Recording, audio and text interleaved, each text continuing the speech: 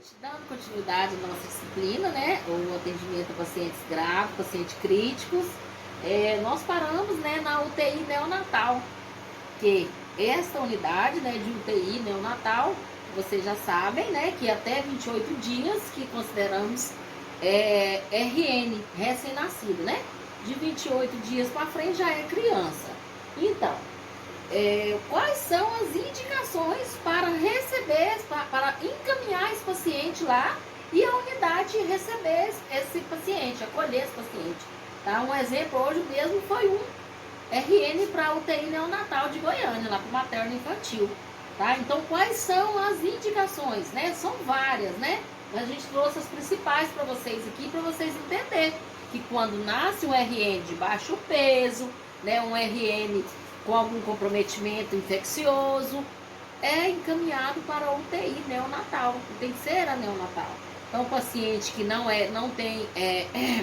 completa as 40 semanas, né, a mãe, a gestante não completa, de 36 semanas, né, abaixo é prematuro, né, então prematuro também, se tiver algum problema, tem que ir para a UTI neonatal, tá bom? Então, a indicação, né, para a UTI neonatal: peso abaixo de 1,5 kg, grandes ou pequenas para idade gestacional, tá? Então, assim, o que significa, né, esse primeiro parágrafo? Se na ultrassom, né, a ultrassom, gente, com 36, 37 semanas, já começa, né, desde o início já fala o peso. Mas com 37 já é para estar com peso, né, mais de 1,8 kg, 2 kg. E se tiver inferior a 1,5 kg, né, 1,5 kg, já encaminha essa gestante para o materno, para uma unidade que vai ter a UTI neonatal. Por quê?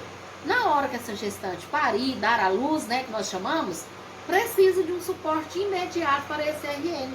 Agora, se chegar, vamos supor, né, um exemplo, aqui no hospital, já em trabalho de parto, nós temos que realizar esse parto, né, se for de emergência, tem que realizar esse parto e mantê-la aqui, né, com oxigênio, o suporte que nós temos aqui, imediato encaminhar, tá? Imediato encaminha, geralmente a vaga sai rápido, tá? Esse mesmo nós encaminhamos ontem e saiu a vaga hoje, né? Eu terminei de encaminhar ele, porém esse era de Colinas, estava esperando educar, mas já saiu a vaga dele para o materno infantil.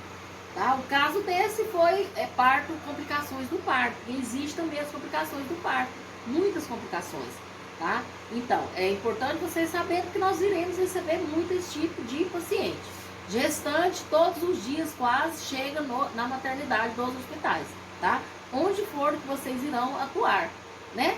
Ou na unidade, né? E aqui no caso nós estamos falando de UTI, né? Onde chega. Pré-termo, né, também, que é antes de fora do tempo, né, filho da mãe diabética, então se tiver diabética também precisa encaminhar. Malformação, né, igual eu falei para vocês, né, que às vezes tem complicações do parto, malformação, suspeita de infecção congênita, que se tiver uma infecção já instalada, né, icterícia não fisiológica, tá, a icterícia, gente, é aquela coloração amarela que acomete o fígado. É o exame de bilirrubina, tá? Que apresenta esse comprometimento de icterícia, tá? Muita gente falava tirícia, tá? Mas não é esse nome. Hoje nós temos o conhecimento científico, vocês têm, hoje vocês não podem deixar nenhuma pessoa falar tirícia. Tem que falar icterícia, tá? O olho fica amarelo, a bochecha fica vermelha, tá? E o RN fica todo amarelo. Uma das indicações do tratamento é o banho de luz, né? Aquela fototerapia que nós chamamos, tá? Que coloca, aquece, né? Ou o sol mesmo, né? A vitamina D, pegar o sol. Mas se for mais comprometedor, tem que encaminhar. Tem que encaminhar porque acomete o fígado, tá? Pós-maturidade, né? Se não tiver não tiver já, né, formado, asfixia perinatal, né, na hora que vai, o caso desse, né, de hoje foi asfixia perinatal, na hora que nasce, na hora que vai nascer de parto normal, tem uma complicação, né? Não fica querendo mesmo fazendo o epísio, né? Que o epísio vocês, acredito que vocês já iniciaram na disciplina da Ludmilla, né? Que o epísio é aquele corte que faz na vagina para essa criança nascer, né? Para ter mais espaço para nascer. Mas tem casos que mesmo com epísio tem complicação na hora do parto. Então, gente, por isso que muita gente fala que o parto normal, quando é normal, mas às vezes é normal e tem complicação, tá? Então, muita gente escolhe o cesáreo, mas eu, como enfermeira, passo para vocês que o melhor parto é o normal, tá? Por mais que tenha alguma complicação, eu indico todos normais, tá? Duração do parto ativo, primípara, né? Primípara, mais de 24 horas, né? Multípara, mais de 12 horas. Segundo estágio, mais de 2 horas. Anomalias congênitas importantes, né? Se tiver alguma anomalia. Anemia aguda, que tem RN que já nasce com anemia, tá? Então, essas são as principais indicações, tá? Vocês vão ver mais específico, né? Essas doenças, essas complicações que eu falei, estou falando aqui do prematuro, né? Do baixo peso. Na disciplina, né, maternidade, né, cuidado com a mulher, maternidade, que vocês irão ver, tá? Mas aqui o importante é que vocês saibam que tem essas complicações, que essas que são as principais, que encaminha, admite estes IRN, né, na unidade de terapia intensiva neonatal, tá? Que tem a unidade de terapia intensiva adulta, e tem a unidade de terapia intensiva neonatal, que é de RN, tá, gente? Criança e RN. Síndrome hemorrágicas, né? Que são doenças, convulsões, pré e pós-operatório, né? Se realizou alguma cirurgia nesse RN, né? Igual, por exemplo, daqueles que nasceram, né? Juntos, né? Os dois que nasceram juntos, que tiveram que fazer, foram direto para UTI, gente, tá? Prolapso de cordão umbilical, tá? O prolapso de cordão umbilical também tem muito, tá? Tem o circular de cordão, tem o prolapso que ele enrola todinho, pode faltar alguma oxigenação no cérebro desse RN. Sofrimento fetal crônico, subagudo ou agudo, tá? Se por exemplo, esse sofrimento fetal, nós chamamos, é porque passa um pouquinho da hora de nascer. Ah, o médico tem culpa? Não tem, gente. Isso não tem culpa, isso acontece, tá? O parto é fisiológico, tá? Vocês podem notar que por mais que todas as medidas preventivas que faz, todo pré-natal que faz bem feito, às vezes pode ter alguma complicação, né? Placenta prévia ou descolamento de placenta. Então, quando tem o descolamento na mãe, tem que ser encaminhada. Talvez não é nem tanto devido à mãe, é porque vai receber esse RN lá. Se esse RN nascer num local que não tem a unidade de terapia intensiva, vai complicar. Parto difícil ou tocotraumatismo, tá? Tocotraumatismo, às vezes tem comprometimento na clavícula desse RN, tem vários comprometimentos, né? Gravidez múltipla também tem que encaminhar, porque nasceu, né, 3 RN, provável vai ser todos 3 baixo peso. Não tem condição a mãe ficar com 6 quilos, né? Vamos supor, de 2 quilos a mais, cada um, como se diz, na placenta, né? Não cabe, não tem jeito, tá? Então, geralmente, quando é gravidez múltipla, é 1,2 kg, 1,5 kg, né? Então, precisa de ir direto para UTI. Parto cesáreo, né? Observação. Parto pélvico, observação, tá? Então, assim, na unidade, né, se precisar, vai precisar dessa UTI para ficar na observação também, tá? Oligo ou polidrâmio, tá? Se tiver esse comprometimento também. Membrana hialina ou outra dificuldade respiratória, tá? Por exemplo, se tiver, né, uma falta de oxigenação, tá? Sepsis, que é a infecção, né? Doença hemolítica, né? Que é a doença, se tiver algum comprometimento no sangue, né?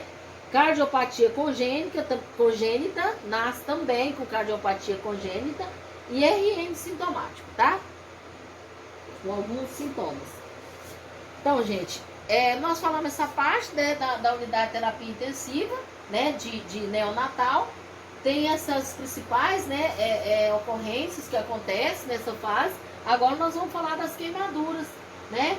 Nas queimaduras que geralmente também vai para a unidade de terapia intensiva quando a queimadura é mais de terceiro grau, né? Então a gente vai falar um pouquinho dessas queimaduras e com alguns componentes químicos também precisa de ir para a UTI.